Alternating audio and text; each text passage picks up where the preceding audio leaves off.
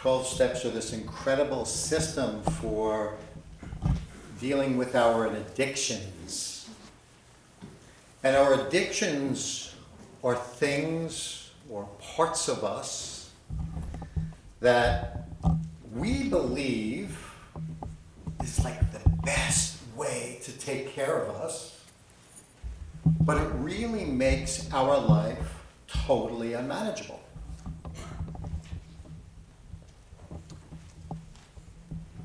And while our addicts are driving the bus, they think that's just the best way to take care of us. Despite usually how much life is showing us that that's not the case at all. In this way, I believe that our addicts really believe that they're God.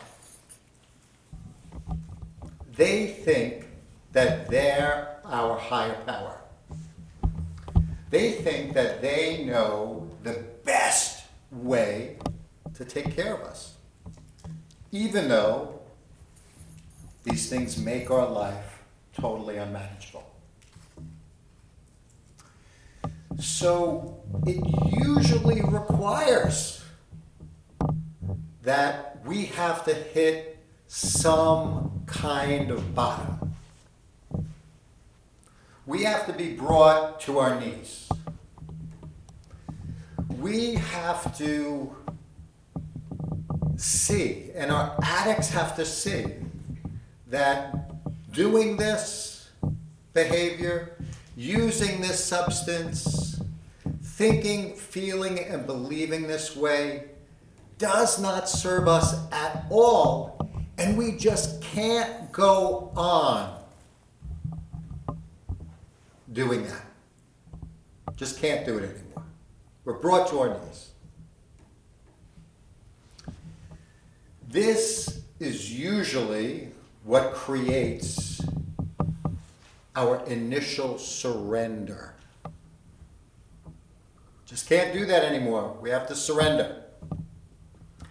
And it's only when we surrender that we can finally be open to that there is a power out there other than our addict that can restore us to sanity. And we're motivated to want to turn our life over to the care of that higher power as we understand it. Because we just can't go on like that.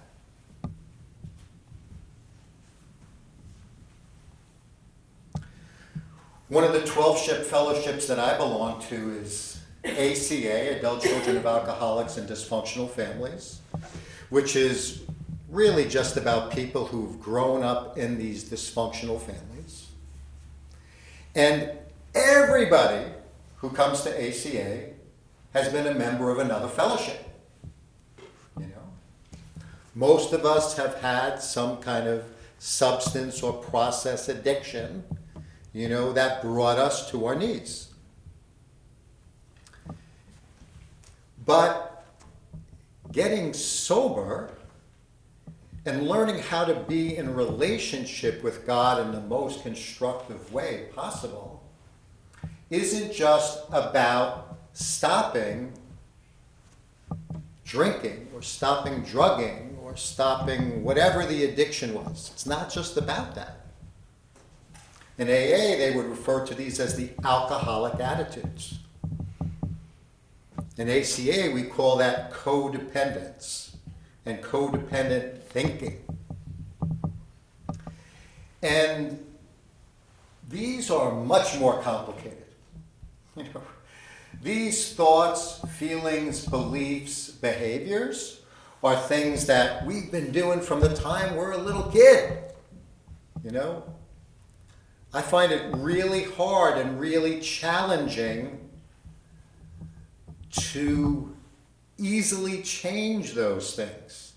been thinking that way. I've been believing that way. I've been acting that way my whole life.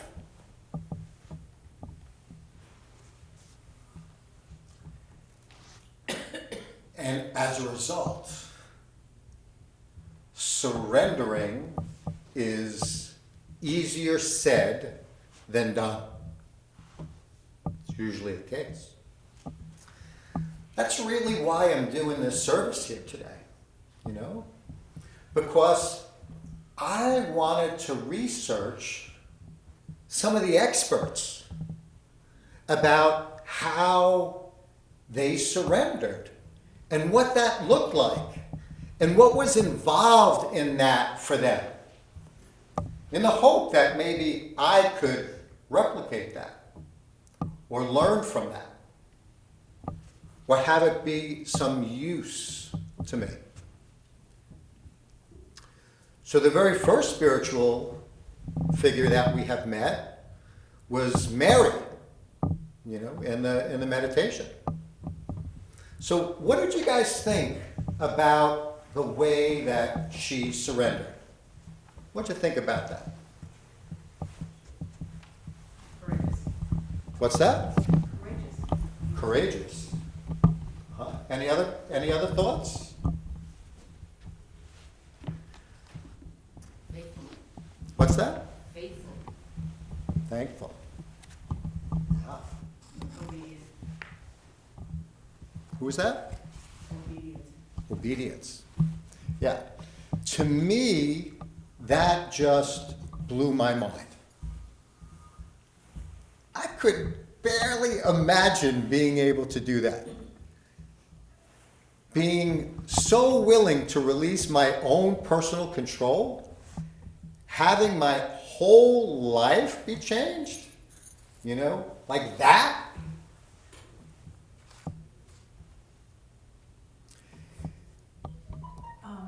I don't know if she knew the outcome, if she would have done that. Uh-huh.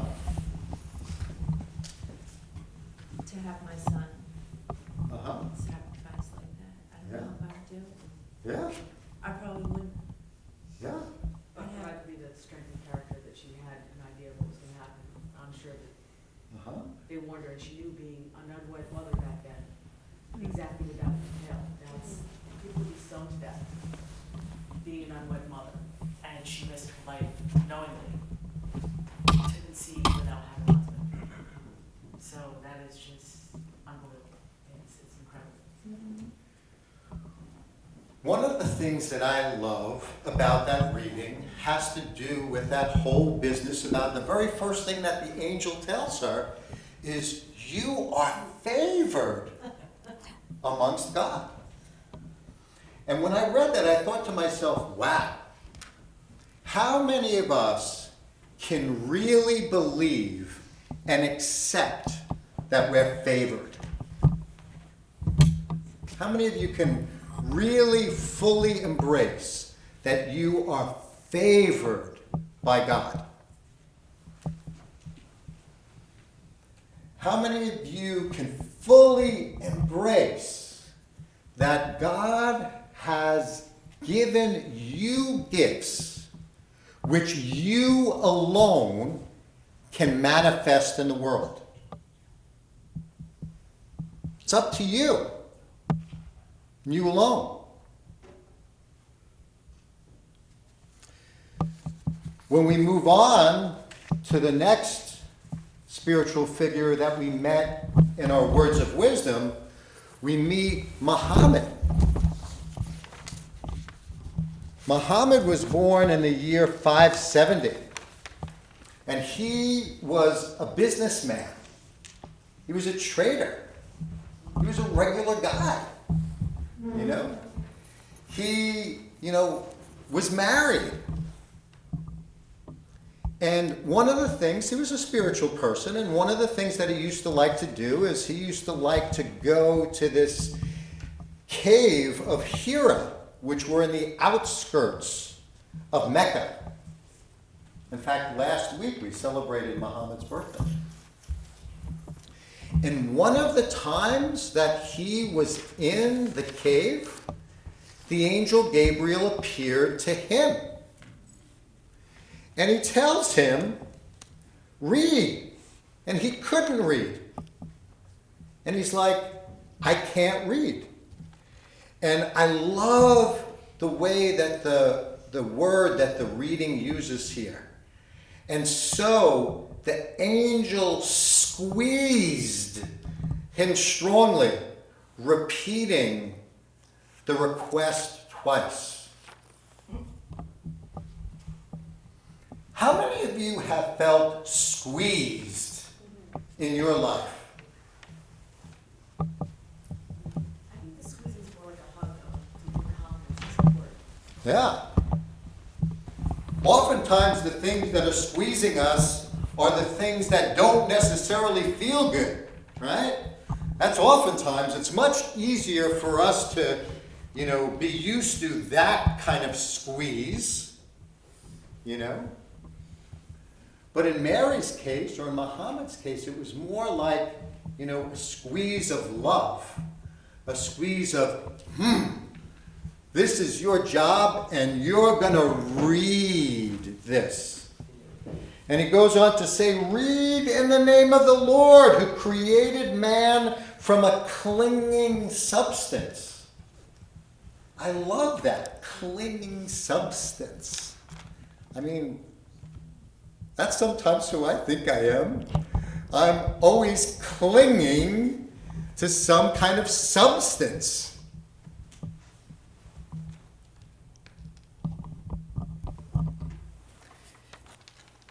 He goes on to say, your Lord is most generous. He who taught by the pen taught man what he knew not.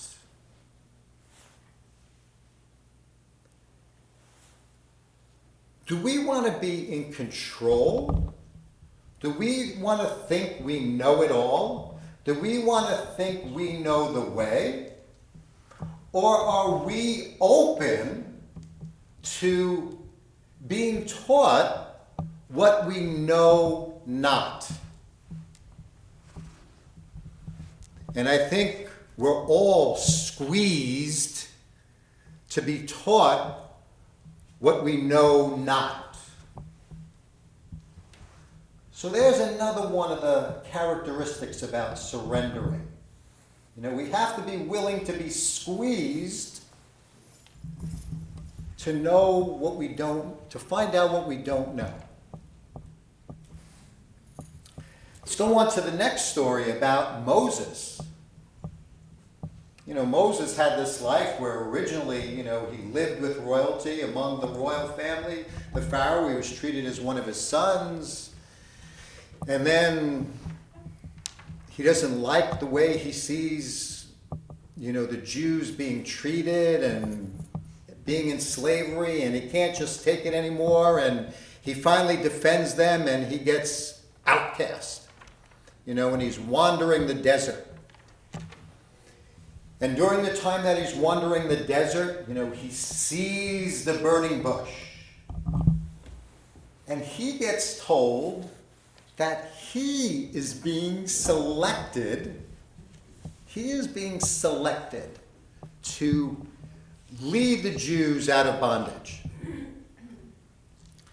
And his response is, who am I? Who am I to do that? Nobody's going to believe me when I'm talking. He goes on to say, I'm not eloquent. I can't do this. And he goes on to say, do you think you can find somebody else?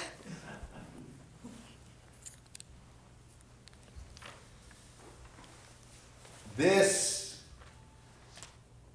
is another big element for us to keep in mind.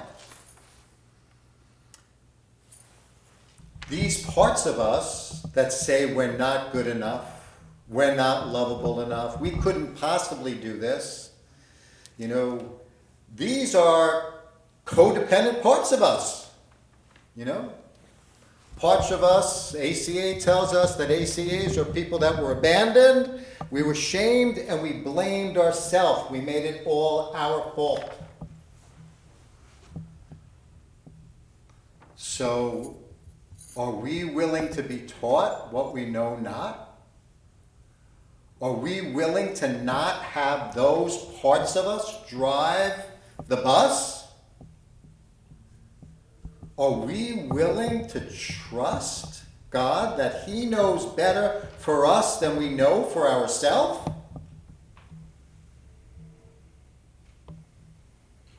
Let's go to the last story with Arjuna and Krishna. You know, I love this one. Arjuna is asking 1,000,000 questions. Oh man, does this sound like me? I got to know it all. I have to have it all figured out. I got 1,000,000 questions. I got to know every detail. I got to know how it goes. Krishna finally says to him, just surrender. Just surrender to me, and I will take care of things. Do not worry. I'm sure we're all being given that message, but how much are listening to that when we get those words? Or are we wanting to stay in control? The other thing that this story teaches us is that Arjuna just knows that Krishna is going to protect him. He just knows that Krishna is the supreme personality, the Godhead that was all-powerful, totally aware, knows all things, and He's always, always present. Can we keep that in mind? Can we know that? Can we fully embrace that?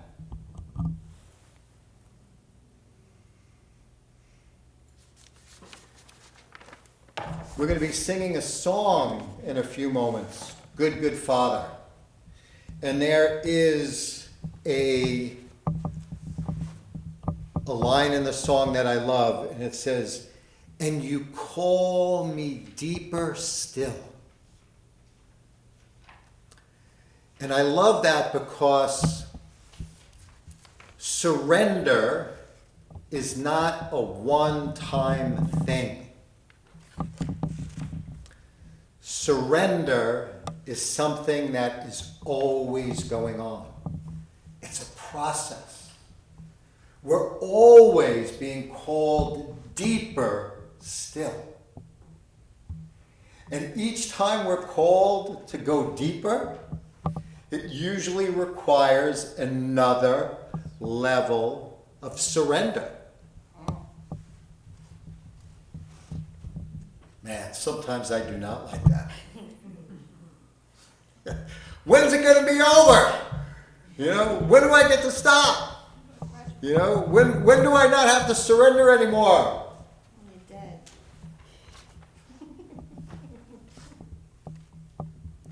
So,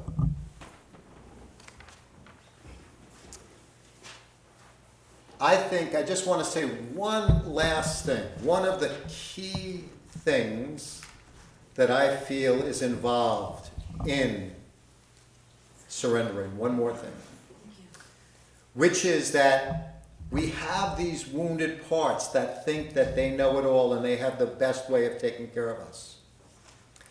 And it's only if we can separate out from them, I like to use the term, we can unblend from them and see them as separate from us, that then we can be the channels for God's love and light and healing for ourselves that we were meant to be. Of course, we're doing that for other people, but we also need to be able to do that for ourselves. And I think that's a common denominator in all of these spiritual figures that we've spoke to about today. That they all had to do that. They all would have had to see that those parts that are afraid, that think we're not enough, that can't even imagine that we were doing, it's possible to do that. That we can be that voice that channel for the Holy Spirit who can help them to see that that's not true. That with God's help, everything is possible. Everything.